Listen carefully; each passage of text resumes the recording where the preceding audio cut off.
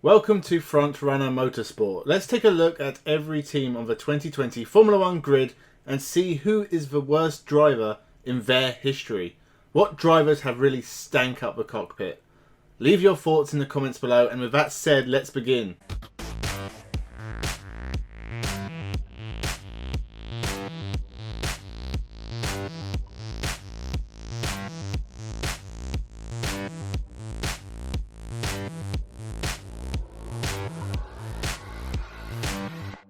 Welcome to Frontrunner Motorsport. Williams, Kazuki Nakajima. My first thought was to the likes of Lance Stroll, Sergei Sirotkin, Robert Kubica, George Russell and Nicholas Latifi. All have struggled at the back of the field with a struggling backmarker Williams team, but honestly they've done what is about expected of them. Then good old Alex Zanardi came to mind. He had 1 year with Williams in 1999. It was his return to Formula 1 after struggling with the terminally ill Lotus team in 1994, but in the years since he had become a two-time kart series champion with Chip Ganassi in 1997 and 98. And Williams had won the Drivers' and Constructors' Championships in recent memory, but Jacques Villeneuve and Heinz-Harald Frentzen had swum away from the sinking ship, and whilst Ralf Schumacher got a few podiums and scored points, Zanardi did not. But in his defence, he didn't get a lot of run time in the car at the start of the year, and he put in some good performances like a 7th at Monza, so although he scored no points, it was within reason. But I've never seen someone go from competent to out of his depth as quickly as Kazuki Nakajima, and that may have been because of the regulation changes in 2009, but after replacing Alexander Wurz at the final race in 2007, and getting a few points finishes and not being too far behind teammate Nico Rosberg in 2008, 2009 was horrible for Nakajima. He scored no points, nearly killed his pit crew, and was sacked at the end of the year. He did go on to win 2 Super Formula Championships and 3 Le Mans 24-hour races, so he is capable of being a frontrunner, just not in Formula 1. Haas, Esteban Gutierrez. This is easy. Only 3 drivers have ever raced for Haas in Formula 1, and whilst Romain Grosjean and Kevin Magnussen have struggled at times, they have at least scored points in every season they've driven for the team. Maybe someone can take the crown at the end of 2021 when Haas will have a completely new driver lineup, but for now Esteban Gutierrez is the worst Haas driver. He was pretty average for Sauber in 2013 and 2014, scoring 1 points finish in 2 years, but Ferrari kept him on as a test driver, so he must have had something about him. But he didn't show it at Haas. In his one and only season with the team in 2016, no points, constantly in the midfield, and replaced by Kevin Magnussen. Alfa Romeo Paul Peach. I know most people would probably have me go for Antonio Giovinazzi, but the most recent incarnation of the Alfa Romeo team has only had 2 drivers, and comparing Giovinazzi to Raikkonen is like comparing fine wine to an old bottle of vinegar. And Alfa Romeo have a long, rich history in Formula 1, going back to the early 1950s when Alfa Romeo won the first ever Formula 1 race and championship with Giuseppe Farina. Pre-World War II racer and the first Formula 1 driver to reach 100 years old, Paul Peach had 1 race for Alfa Romeo in 1951 in Germany and crashed out. He was decent, and it's harsh to call him the worst, but he never finished any of his 3 Formula 1 starts, so he is my shock pick for Alfa Romeo's worst ever driver. AlphaTauri / Toro Rosso, Scott Speed. I'm going to go further back and include Toro Rosso, as the AlphaTauri name has only existed for a year, and despite Daniel Kvyat's reputation for being a torpedo, he has been a solid hand for the team and put in some good performances. Toro Rosso mostly had really good drivers too, with the likes of Sebastian Vettel, Max Verstappen, Daniel Ricciardo, Carlos Sainz, Pierre Gasly and Alexander Albon all still on the grid. And Buemi, Alguersuari and Verne have also been pretty decent, with Buemi and Verne being Formula E champions and Alguersuari being a DJ. Sebastian Bourdais struggled but came in with a big reputation as a 4-time Champ Car champion, but he did okay for the team. So the choice is between Toro Rosso's first 2 drivers, Vitantonio Liuzzi and Scott Speed. Neither driver did particularly well, but Liuzzi did at least manage a couple of points finishes. Scott Speed did not live up to his name. He was slow, he crashed loads, and was replaced by future Toro Rosso race winner and 4-time Formula 1 champion Sebastian Vettel. No one remembers Scott Speed in F1. His career ended after a year and a half with 2 ninth place finishes, all he had to show for his efforts. He has since appeared in a lot of different forms of motorsport, but largely rallycross, where he has won the global and American championship 4 times. Ferrari, Luca Badoer. There are a lot of drivers to look at for Ferrari. They've been in Formula 1 for 70 years and they've had a lot of mega talents and very few stinkers in that time. But actually the choice is easy, it's Luca Badoer. He brought shame to the Ferrari name by how bad he was.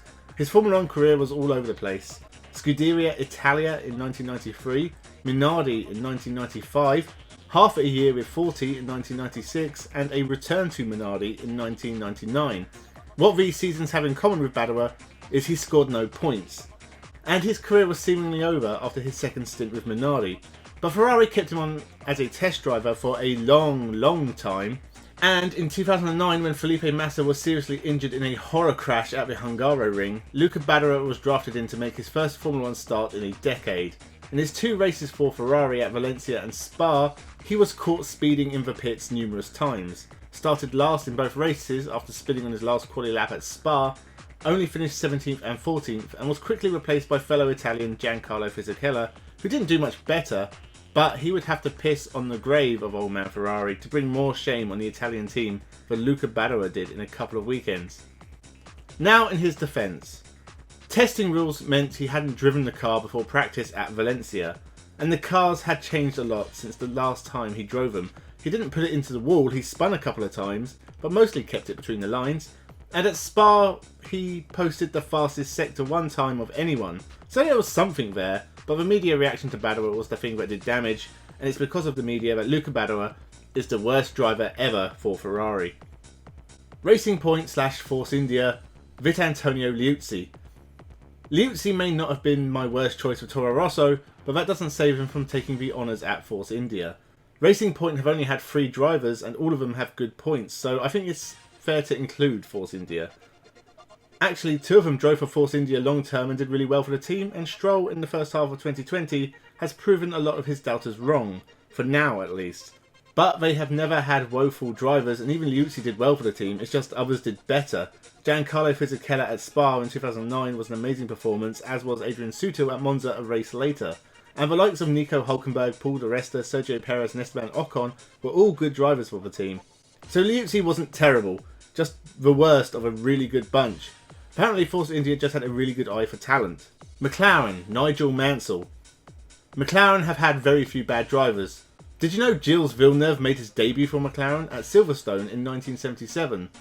And the likes of Steven South and Nanni Gali failed to qualify in their single races, and Andrea Di Adamic never did much in his few appearances. But there was no expectations for them to succeed at McLaren.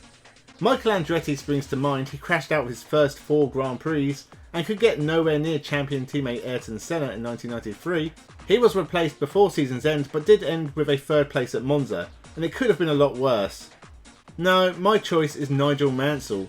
He had retired from Formula 1 after 1992 and finally winning the championship, before returning for Williams in 1994 after the death of Ayrton Senna and winning the final round of the championship, seemingly going out on a high. But he decided to sign for McLaren in 1995, was too big to fit in the car, so missed the first 2 races of the championship, before debuting at Imola. He was running in the top 6 before colliding with Eddie Irvine and dropping to 10th. He retired the car in Spain with handling issues, i.e. he didn't want to drive it anymore. He then left the team claiming they were not going to be competitive. It was awful. He had 2 opportunities to retire with a perfect result to end on, and he finishes it after 2 races in a McLaren. Just shameful on his part. McLaren did just fine without him. Renault, Jolyon Palmer. You know, it's really hard to compete in Formula 1 when your father is a previous Formula 1 driver. You have to get out of their shadow and there's a lot of pressure. Luckily for Jolyon Palmer, Jonathan Palmer didn't do great either, with teams like Ram, Zaxbyed and Tyrrell, so it shouldn't have been too hard to step up to the plate and bring some pride to the family name. He didn't do that. He had a few crashes and was pretty slow most of the time, getting only 2 points finishes in a year and a half with a pretty good point scoring team. He was well behind teammate Nico Hülkenberg in 2007 and was replaced before the end by Carlos Sainz. I did think of putting Nelson Piquet Jr. in this spot. Crashgate alone makes him a worthy candidate as worst driver ever, but it wasn't entirely his fault, with the slimy Flavio Briatore probably taking most of the blame, and he did put in a few good performances, most notably second at the 2008 German Grand Prix, There's also Jacques Villeneuve, short time at the team in 2004 replacing the sacked Jarno Trulli, but it was just 3 races as a replacement, so congratulations to Jolyon Palmer. You are the worst ever driver to race for Renault in Formula 1. Red Bull, Vitantonio Liuzzi. It's been a long time since Red Bull were just another midfield team on the grid. They replaced Jaguar on the grid in 2005, and they haven't had many bad drivers. Pierre Gasly and Alexander Albon have had their struggles, as had Daniel Kvyat, but none of them have been really terrible. Max Verstappen is a future champion, and Sebastian Vettel won 4 championships with the team, and is definitely not the worst. Daniel Ricciardo and Mark Webber won races, and David Coulthard did a pretty good job for the team, so that doesn't leave many options.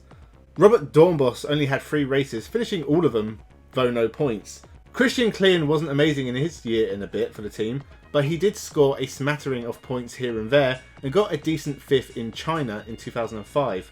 So Vitantonio Liuzzi appears again. He had 4 races for the team, scored a point, crashed in Spain and Monaco, before a respectable 9th place at the Nürburgring. Once again, he's just the worst of a fairly decent bunch. Again, Red Bull don't really pick bad drivers for their first team, but Liuzzi is deserving of his place on this list. Twice. Mercedes, Michael Schumacher. I was tempted to say Lewis Hamilton just to wind people up, but I am a grown-up and thought better of it. And I'm not going to include the likes of Fangio and Moss either. There were other guys from the early 1950s like Piero Taruffi, Carl Kling, Hans Hermann, Hermann Lang and Andre Simon, but they either got podiums in only a few races or had just one race. And of course there's my old friend Valtteri Bottas, who I bang on constantly about the fact that he is completely unable to win a world championship, but he is a winner and has probably exceeded his expectations during his Formula 1 career. To me, he always had average written all over him. At least he's been average at a top team. So Michael Schumacher, 7-time Formula 1 world champion, he did not need to come back in 2010. When he retired in 2006, he left as the most winning driver ever who had just been beaten by the young guns. After 4 years off, it was always going to be a case of getting acclimatised to the new cars, and it was always going to be a disappointment, and it was. He put in a few good performances, including a last ever podium at Valencia in 2012, but nothing else really happened apart from a few penalties and nearly killing Rubens Barrichello. He scored points, but a former 7-time world champion should not be finishing 9th, 8th and 13th in the championship with a team that would spend the rest of the decade dominating the sport.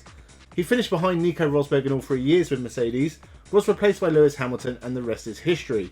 So I am going to end this list with one of the best of all time as the worst driver Mercedes ever had. Thank you for watching. More motorsport content on the way, so make sure you subscribe. Leave a comment, a like and a share. The season is drawing to an end, just a month left. It has gone so quickly in this crazy year, but there will be content all year round. Thanks once again and have a good one.